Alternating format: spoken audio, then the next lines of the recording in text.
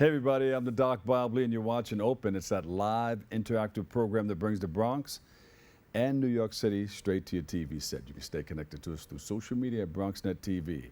Leading things off, our first guest is a native of Kingston, Jamaica. Yeah, woman! And she's a government professional that has served in the 11th and 12th Council Districts and is now the Chief of Staff in New York State Assembly. And she also has she's a host and executive producer of Becoming the CEO. You want to know more? It's a podcast, and she's with us today to speak about her podcasts and her growth and so much more. So please welcome to the show, Sabriena B. Campbell. Hi, Bob. Thanks for having me. Nice to be with you. Thank you. It's nice to be with you, too. Yes. So you have that government experience. You've been doing it for some time. Yes. But just give us a little overview of what you've been into and how you got into it and then what you're doing now. So I believe that my earliest desire to be in government stems from maybe 8 years old. Wow.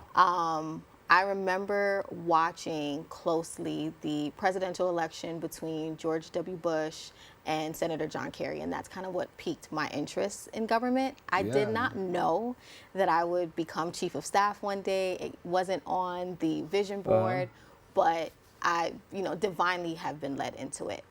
Started off in 2015 as an intern in the New York City Council in the 12th Councilmatic District, and worked my way up. Legislative director, constituent services director, you name it, I basically did it. Sharpening pencil, shredding paper, I did it all. Yeah. And I want to say about late 2022, I had the desire to transition from city council into the state assembly. Again, did not know how I would make it there, but divinely, I was referred and recommended. The power of community. My community spoke to my character, spoke to my work, and now I am a chief of staff in the New York State Assembly. Yeah. But see, you went through a whole lot. Like you even mentioned shopping pencils or go get coffee or whatever. Yeah. But so you learned the ins and outs of what you needed to do to become successful at it. I was committed to the role and to the opportunity, regardless of what it entailed. So I would show up every day, unpaid intern, showed up every day, fully dressed. Fully dressed. Sure. Didn't have much experience, to be honest, in an office setting. A lot of my administrative skills came from church. So we weren't really answering phones or sending emails that much in church in the administrative work, so I learned that on the job. But tying it into where I am today as a serial entrepreneur and as a government professional and a young professional, all of those experiences I've been able to transfer them into becoming the CEO and all of my other businesses. So you said, you know what, since I'm talking about becoming a CEO, let's do a podcast. Right. So the inspiration behind becoming the CEO came from a bit of trial and error. So I have an independent beauty company. That's how it happens. Yes. And it's the best way for it to happen, through that trial and error. So I've been building an independent beauty company that specializes in eye makeup, eyelashes, the glue, the applicators, the scissors. We have it here. We have it at Velvet Luxe. So you have a kit. So we have a kit. We sell them individually, but we also have a kit. And through building out Velvet Luxe, I needed a space to vent. I needed a space to tell people that what we see on social media, what we see online, there's so much in between that post that we see and admire. There's so many steps that you have to take to be a successful entrepreneur and to become a CEO. So through that, those feelings and the frustration and also the happiness of launching the company, I bought a mic on Amazon, and my friend was a graphic designer. I'm like, I need you to design a logo for me for this podcast. I didn't have a script.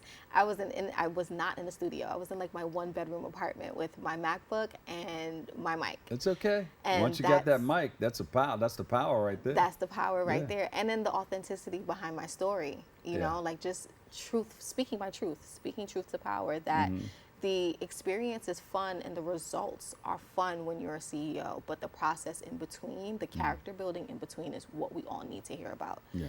So that's how season 1 started, just me sitting in front of a mic and just saying, this is how I failed, but I failed forward. And what season is this now? We are now going into season 5. Woo, all right. Going into So season what are 5. some of the things that you're talking about these days? So these days we're giving a space to other entrepreneurs. So when I first started the podcast, it was just me and that mic. And then I was like, I know a lot of really good people who also have businesses. So I want to get them onto the program, get them onto the show to talk about their journeys, where they are, what they've learned, and where they see themselves in the future, and how people can reach their businesses. So the podcast has pivoted to interviews and still me sharing my experiences. So we talk about lifestyle, we talk about love. We're going into season 5. I'll be interviewing a really successful couple who run their business together. And I want to give a space to Black love, for other young professionals like myself who are unwed and hope to be married, so that they can see in close proximity people doing it. What's your number now? No. We can't give your number out loud on No. TV. Are you looking? Yeah, I So guess. you got your business. You're married to your business. Yeah, Or businesses. Businesses. But you know what happens when you put all of that together and you're shining that light on everything that you're doing? Yeah. The magnetism of it all, for sure. you draw people to you. So you're going to have a whole lot of people, I will say, hitting on you, but checking on you. Yeah, You know? for sure. Yeah. You have motion. So that people comes. connect with That's emotion. going to come. Yeah, for sure. And they love, successful women. Yeah, woman. So don't worry about that. That's going to come to you. No, we're still building. Yeah. So you're involved in church also? Yes. Yeah.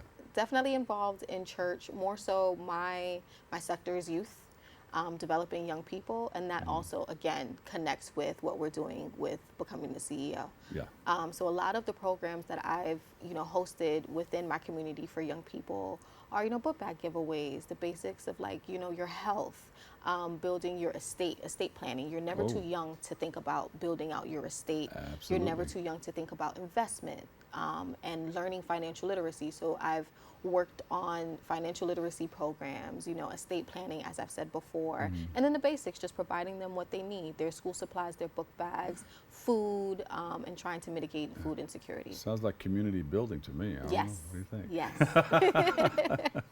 Putting it all together. Putting right? it all together. Yeah, building out the community. Yeah. Helping the community get what they need out of life, as I said. And in addition to that, through becoming the CEO, in December, I'll be hosting our first in-person workshop for young people so that they can learn how to braid. And we're calling it the Braiding Camp, the Becoming the CEO Braiding Camp. The braiding business has boomed in the last couple of years. A lot of people are wearing box braids, cornrows, and boohoo braids. So I want to invest in young people that they can learn the skill. It's a skill that you can't be, that can't be taken away from you. And you can monetize it and build your business. So we'll be hosting that in the fall. And there's something historic about that too. Yes. About the braids, like maps and everything.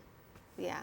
So we want to give young people that opportunity to, one, learn that skill, to monetize on that skill. And we'll also be inviting a beauty school.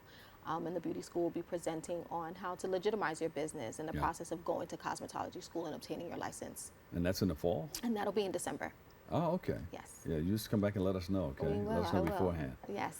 And so that's just one of the businesses that you do. How many businesses are you running? So I am also a licensed notary. All right. And I provide these services. Oh, I should have brought my paperwork You with me. should have. You should have. I provide these services for free in our assembly office, at Assemblymember Chantel Jackson's office for free.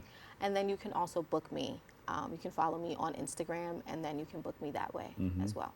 Beautiful. Yeah. Yeah, I have to see a notary today. Get some things taken care of. But Stop by the office. so you're doing all those things. I was interviewing a young man. Well, he's not a young man. He's no longer with us today. But the guy who started WBLS, Percy Sutton, and I was asking him about like the many businesses that he had, and he says, "Well, people think I'm a jack of all trades and a master of none." I said, "Why do you think they think that?" He says, "Because I keep about 5 or 6 or 7 or 8 businesses." He says, "Because if 1 or 2 or 3 or even 4 fail, I'm still in business." Yeah. Yeah. And I never forgot that. So when I do my little talks and speeches at different places, I let people know about that. Yeah. Being a serial entrepreneur, it sounds like a lot, but if you're doing purpose-driven work and it's actually natural to you, it's not too hard to manage everything that you're doing. But I do encourage people to, look into having multiple businesses and businesses that, can bring you revenue.